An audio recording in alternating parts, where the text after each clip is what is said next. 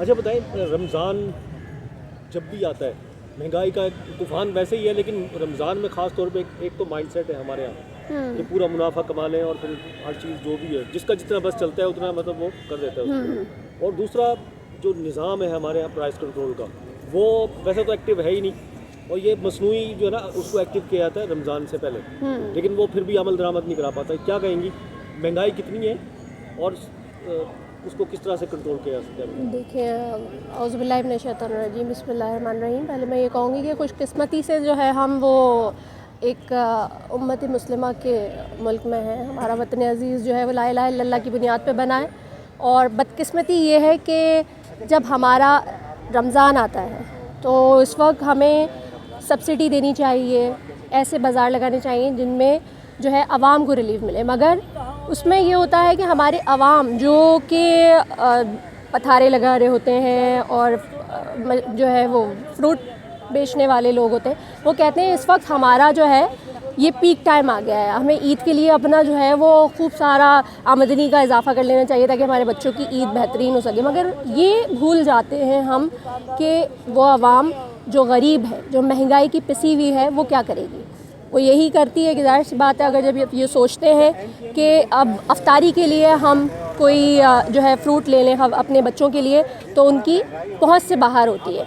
हमारी जो हुकूमत है, अभी भी मैंने ऐलान सुना वज़ीर आला साहब ने एक कमेटी तश्कील दी है कि जो है वो बाज़ारों में जाएं और जो है महंगाई को कंट्रोल में करें, उनकी अशिया के दाम भी दे दिए गए हैं कि इससे ज़्यादा ना, मगर कि इम्प्लीमेंटेशन नहीं होती। इसकी वजह क्या है कि हमारे जो है बहुत ज़्यादा रूल्स बने हुए हैं मगर उन पे इम्प्लीमेंटेशन नहीं हो रही है। तो इन पे बहुत ज़रूरी है कि ये चीज़ देखी जाए कि हम बहैसियत एक इस्लामी मुल्क, हमारे लिए ये चीज़ जो हमारा एक फ़रीज़ा भी है कि हमारे रमज़ान आ रहे हैं, उसके बाद ईद है, तो ये चीज़ देखने वाली है, इस पे गौर तलब है। महंगाई तो हो शरबा हो चुकी है, इस वक्त इंतहा को पहुँच रही है। आप मुतासिर हैं महंगाई से और किस कदर है? बिल्कुल, देखें मैं भी इसी जो है वो यहाँ के हिस्सा हूँ एक, और मेरा भी ताल्लुक़ मुतवस्सित तबके से है। मैं ये नहीं कहूँगी कि भाई, ज़ाहिर सी बात है कि मैं भी मुतासिर हूँ। बिजली का बिल इंतहा को पहुँचा हुआ है।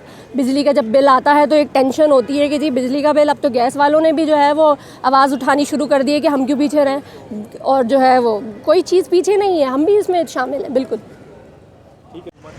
और मैं दूसरा सवाल पूछूँ। महंगाई बेइंतहा है, बेतहाशा है। अब तो मुतवस्सित तबका ख़त्म हो चुका है। अब पाकिस्तान में दो ही तबक़ात हैं, या गरीब तबका है या अमीर तबका है। जो बीच में एक मिडिल टियर थी वो ख़त्म हो चुकी है।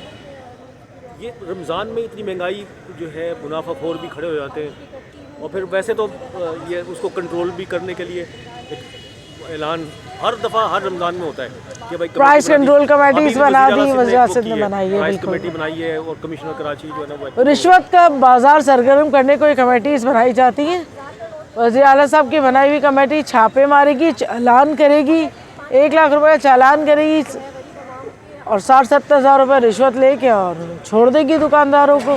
फिर वो मनमानी कीमतों पे चीज़ों को फ़रोख्त करेंगे। अच्छा, आप एमपी बन गई और ज़ाहिर है मिडिल क्लास से आपका ताल्लुक है। बिल्कुल ऐसा आप किस कदर मुतासिर होती हैं महंगाई से? जितना ही आम आदमी मुतासर होता है, मैं भी उतनी ही मुतासर हूँ। कोई फ़र्क थोड़ी पड़ता है कि एमपी और एक आम घरेलू औरत में। किस तरह से मतलब मेंटेन किस तरह करती हैं आप? किस तरह मेंटेन करते हैं? इसी तरह करते हैं कि एक ज़रूरत को पूरी करने के लिए किसी दूसरी ज़रूरत को पसे पुश डाला जाता है। यही तरीक़ाकार है, वही अपनाते हैं।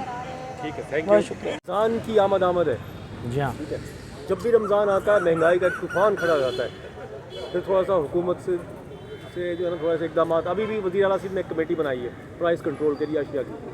तो ये किस तरह से, मतलब एक तो मुनाफाखोर है, सब सोचते हैं इसी महीने में कमा लें, रमज़ान से पहले कमा लें या रमज़ान में कमा लें। आप किस तरह होना चाहिए, ये महंगाई कैसे कम हो सकती है? आपका सवाल अच्छा है और हम बचपन से सुनते हुए आ रही हैं सवाल।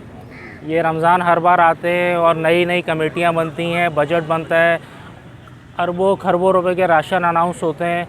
हमें तो नहीं नज़र आया कभी किसी गरीब को राशन मिला। तो ये सवाल हमारा पूछना उन इदारों से, उन दोस्तों से बनता है जो पिछले 15 साल से इस ऐवान में बैठे हुए हैं और हज़ारों और करोड़ों रुपए के जो है राशन पैकेज अनाउंस करते हैं और महंगाई की जो महंगाई को कंट्रोल करने वाले जितने भी इदारे हैं वो सिंध गवर्नमेंट के मातहत आते हैं। हम तो यहाँ पर आके आवाज़ उठा सकते हैं और आवाज़ उठाएंगे, पर मेरा मानना ये है पूरी उम्मा के अंदर, दुनिया भर के अंदर, जब मुसलमान कंट्रीज़ के अंदर भी, यूरोप में भी रमज़ान आते हैं तो वहाँ पे खुसूसी पैकेज दिया जाता है। और हम मुसलमान कंट्री में रहते हुए सिंध गवर्नमेंट से मैं तो ये अपील करता हूँ, सिंध गवर्नमेंट से एज MP हो के, कि खुदारा इन चीज़ों को देखें। महंगाई बहुत हो गई है, गरीब बिल्कुल पिसता चला जा रहा है, तो जब तक इस पर सख्ती से एक्शन नहीं लिया जाएगा गरीब इसी तरह पिसता चला जाएगा।